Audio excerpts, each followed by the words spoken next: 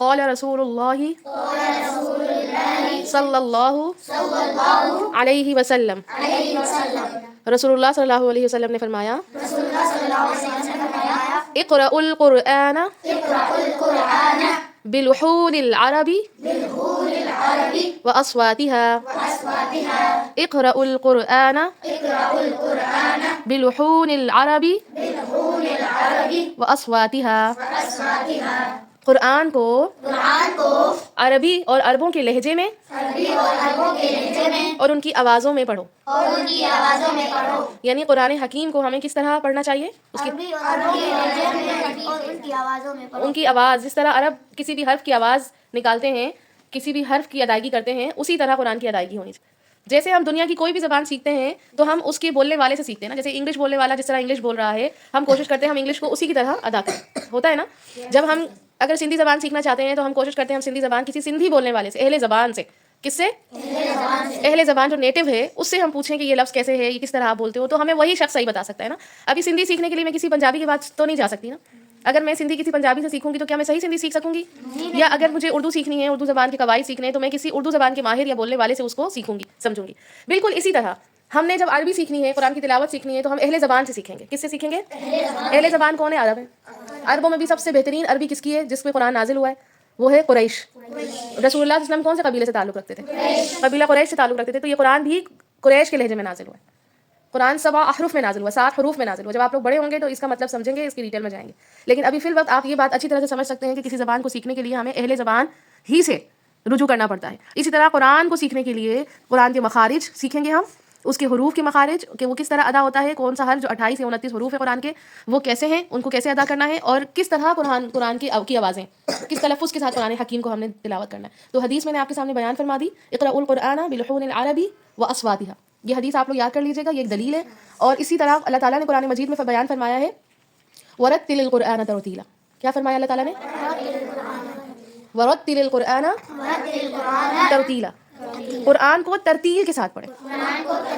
ترتیل کا معنی ہوتا ہے، ترتیل کی کافی تفسیر کی ہے مفسرین نے. ان میں سے جو واضح اور بنیادی باتیں وہ یہ کہ قرآن کو اچھی طریقے سے عربی لحن سے، عربی انداز سے قرآن کی ادائیگی بالکل اسی طرح کریں جیسے عربی لہجہ اور اس کی ادائیگی ہے. ٹھیک ہے، اس کے حروف کو، اور بہت ہی خوش الحانی کے ساتھ. خوش الحانی یعنی کہ خوبصورت آواز میں قرآن کی تلاوت کرتے ہوئے اپنی آواز کو خوبصورت کریں، قرآن کی ادائیگی میں کوئی غلطی نہ کریں، اور بڑی ہی ٹھہر ٹھہر کر. ورتل القرآن کا ایک اور تفسیر بیان کی، ٹھہر ٹھہر کر قرآن کو خوب ٹھہر ٹھہر کر اچھی طرح اور بہت ہی خوبصورتی کے ساتھ، دل جمعی کے ساتھ اس کی تلاوت کریں. اب کچھ لوگ کہیں گے قرآن تو بہت مشکل ہے، پھر تو قرآن کی تعلیم بہت مشکل ہے. ابھی جیسے ایک لفظ آپ لوگوں کو یدعو الیتیم پڑھنا نہیں آ رہا ہے، مشکل لگ رہا ہے. کیا قرآن مشکل ہے؟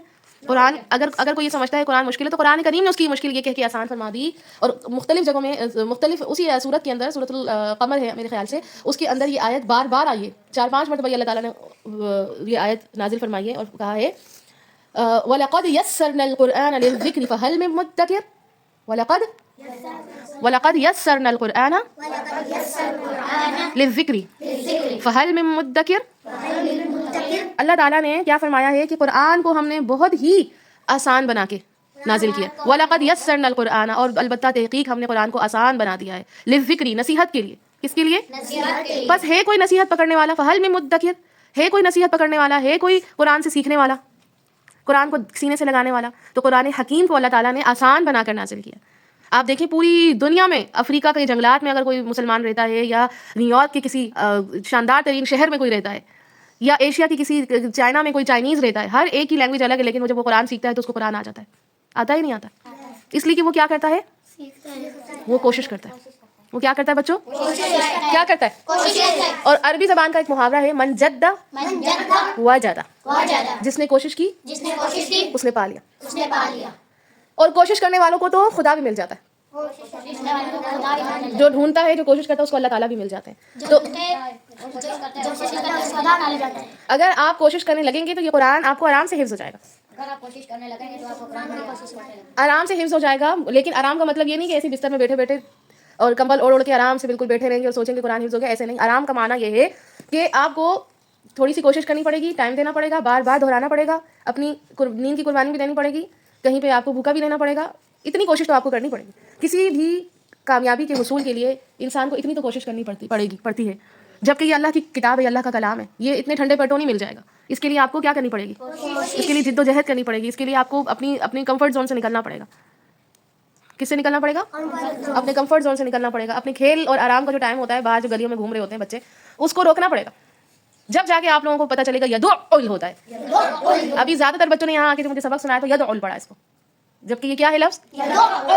یدعل. اور اس کے تناظر میں نے آپ سے اتنی ساری باتیں کہہ دی. امید ہے کہ کچھ نہ کچھ آپ لوگوں کو یہ باتیں انشاءاللہ یاد رہیں گی زندگی بھر, کیونکہ ایک استاد کا کام صرف الف بے پہ پڑھانا نہیں ہوتا ہے. ایک اچھا استاد وہی ہوتا ہے جو اپنے بچے کو ہر چیز کی اہمیت سے آگاہ کرے, اس کی غرض و غایت سے آگاہ کرے کہ یہ چیز جو آپ لوگ سیکھ رہے ہیں اس کے مقصد کیا ہے, what is the purpose behind it. یہ قرآن جو ہم سیکھ رہے ہیں اس کو اچھی طریقے سے عربی لہجے میں ہم سیکھ رہے ہیں, تو what is the purpose, what is the point, اصل بات کیا ہے, اصل مقصد کیا ہے؟ صرف قرآن کلاس, تجوید القرآن کلاس لے لینا یہ اصل مقصد ہے, اور یہاں سے اٹھ کے چلے جانا, کھانا پوری کر لینا کہ ایک پیریڈ ہو گیا, آج پیر کے دن ایک پیریڈ ہو گیا, منگل کے دن ایک ہوگا. نہیں, اس کا مقصد یہ ہے کہ قرآن ہدایت کی کتاب ہے, قرآن روشنی ہے, قرآن زندگی ہے. کیا ہے قرآن حکیم؟ ہدایت ہے, روشنی ہے, زندگی ہے. پیاسے کے لیے پانی کی طرح ہے. ایک پیاسا جب صحرا میں تڑپ رہا ہوتا ہے, پیاس سے مر رہا ہوتا ہے, جب اس کو پانی مل جاتا ہے تو کیسے اس کو زندگی مل جاتی ہے. تو قرآن بھی جو پیاسا ہے نا, یہ قرآن حکیم اس کو ہی ملنے والا ہے جو پیاسا ہے. اور پیاسے کو کنویں کی طرف خود دوڑ کے جانا پڑتا ہے. کنواں نہیں آتا بھاگ بھاگ کے پیاسے کے پاس. کنواں کبھی دیکھا ہے اڑتے ہوئے آ رہا ہو کسی کے پاس کہ مجھ سے لے لو پانی؟ کون جاتا ہے کنویں کے پاس؟ مطلب پیاسا جاتا ہے نا. تو قرآن سے وہی استفادہ کر سکتا ہے, قرآن حکیم سے وہی فائدہ اٹھا سکتا ہے, قرآن حکیم سے وہی روشنی حاصل کر سکتا ہے, زندگی حاصل کر سکتا ہے, جو اس کے لیے کوشش کرے گا. میری جان کیا کرے گا؟ کوشش کرے گا. اپنے گھروں میں آپ وقت نکالیں, جو ابھی آپ تھوڑا تھوڑا حفظ کر رہے ہیں, اپنے گھروں میں وقت نکالیں اس کی دہرائی کے لیے. 1 گھنٹہ کم از کم. کتنے گھنٹے؟ 1 گھنٹہ کم از کم 1 گھنٹہ آپ نکالیں اور بار بار بار بار اس کو دہرائے. یہ ایک دفعہ پڑھنے والی کتاب نہیں ہے, یہ کیا ہے؟ 1000 بھی نہیں, بے شمار دفعہ, بار بار بار بار قرآن حکیم کو بار بار پڑھنا پڑے گا, جب جا کے اس کے اسرار و رموز آپ پہ کھلیں گے. ابھی تو پہلے اسٹیپ پہ آپ کھڑے ہیں, سیڑھی کا پہلا آپ نے قدم رکھا ہے سیڑھی پہ, وہ پہلا قدم کیا ہے؟ اس کو پڑھنا, بہتر عربی انداز میں اچھے طریقے سے اس کو پڑھنا, یہ پہلا قدم ہے. اس کے بہت سارے مراحل تو بعد میں طے ہوں گے. بہت سارے مراحل میں کیا ہے کہ اس کے معنی اور مفاہیم سے آگہی حاصل کرنا. کس سے؟ معنی اور مفاہیم سے حاصل کرنا. آگہی حاصل کہ اس کی یدعو کا مطلب کیا ہے. سورۃ الماعون کیوں نازل ہوئی, کس پہ نازل ہوئی, کس موقع پہ نازل ہوئی, اس میں کن لوگوں کے بارے میں اللہ تعالیٰ بیان فرما رہے ہیں. یہ تفسیر ہے نا. اس تفسیر کے بارے میں تو بعد میں جا کے جب بڑے ہوں گے, آپ کو جب انٹرسٹ ہوگا, جب اور کوشش کریں گے قرآن کو سیکھنے کی, تب آپ کو معلوم ہوگا نا. پہلا مرحلہ تو پہلے طے کریں. پہلا مرحلہ کیا ہے؟ اس کو بہتر طریقے سے, جس طرح یہ نازل ہوا اس طریقے سے اس کو ادا کرنا, اس کو پڑھنا. انشاءاللہ امید ہے آج میری جو گفتگو ہے اس سے آپ لوگوں نے بہت کچھ سیکھا ہوگا, اور عمل کی راہیں متعین کریں گے, اور کوشش کریں گے کہ اس سے آپ لوگ اپنے اندر ایک توانائی حاصل کریں, بور نہ ہو. ایسا نہ سمجھے کہ ٹیچر نے ایک لیکچر دے دیا ہے, پتہ نہیں کیوں ہمیں بور کر رہی ہیں اور ہمیں بلا کے بس تقریر کرنے کے لیے بلایا ہے. یہ دماغ میں اگر رہے گا تو پھر چیزیں آپ کو کبھی بھی حاصل نہیں ہوں گی, کھلیں گی نہیں. لیکن اس سے آپ اگر یہ چیز اخذ کریں گے کہ میں نے اس سے سیکھنا ہے اور میں نے اس کو ٹائم دینا ہے, اور کیا ٹائم دینے کا کہا ہے ٹیچر نے؟ کم سے کم 1 گھنٹہ. ہاں, اپنی زندگی میں اگر قرآن کو کم از کم بھی 1 گھنٹہ آپ دیں گے تو آپ کو فائدہ ہوگا. جیسے ڈاکٹرز کہتے ہیں نا کہ یہ دوائی ٹائم سے لیں, فائدہ ہوگا, ہے نا. تو یہ قرآن ایک دوا ہے, یہ شفا للصدور ہے, سینے کے جو دل ہے نا, دل کے جو مرض ہوتا ہے اس کی شفا ہے. یہ دوائی اگر آپ لوگ بار بار لیں گے اور بار بار اس کی طرف رجوع کریں گے تو آپ کو انشاءاللہ فائدہ ہوگا. امید ہے کہ ہم اس قرآن سے بہت نفع حاصل کریں گے. اللہم انفعنا بما علمتنا وعلمنا ما ينفعنا وزدنا علما. آمین. اللہم ربنا آمین.